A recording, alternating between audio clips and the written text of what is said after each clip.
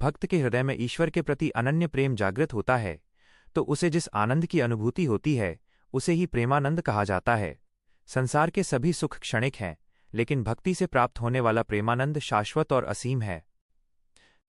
भक्ति का वास्तविक स्वरूप नारद भक्ति सूत्र के अनुसार सा त्वस्मिन् परम प्रेम स्वरूपा अर्थात ईश्वर के प्रति परम प्रेम ही भक्ति है। भक्ति का अर्थ है अपने अहंकार को त्याग कर स्वयं को उस परम सत्ता के चरणों में अर्पित कर देना। एक सच्चा भक्त फल की इच्छा नहीं करता, वो केवल भगवान की प्रसन्नता चाहता है।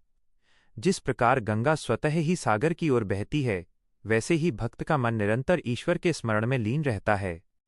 भक्ति के दो मुख्य पक्ष हैं, साधन भक्ति और साध्य भक्ति। 1. साधन भक्ति।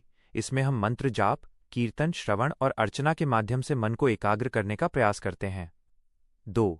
साध्य भक्ति। ये भक्ति की वो अवस्था है जहां भक्त और भगवान के बीच का अंतर समाप्त हो जाता है और केवल प्रेम शेष रह जाता है।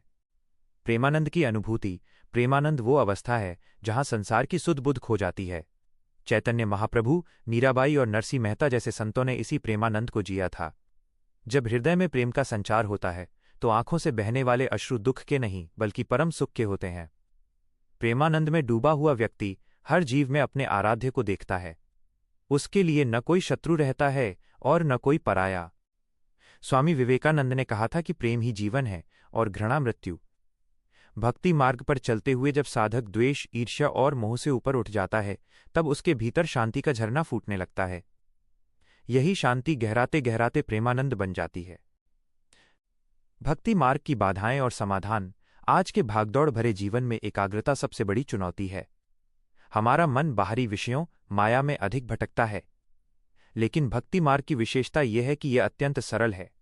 भगवान कृष्ण गीता में कहते हैं कि जो मुझे प्रेम से एक पत्ता, फूल या जल भी अर्पित करता है, मैं उसे स्वीकार करता हूं। भक्ति को सुदृढ़ करने के लिए 3 बातें आवश्यक हैं।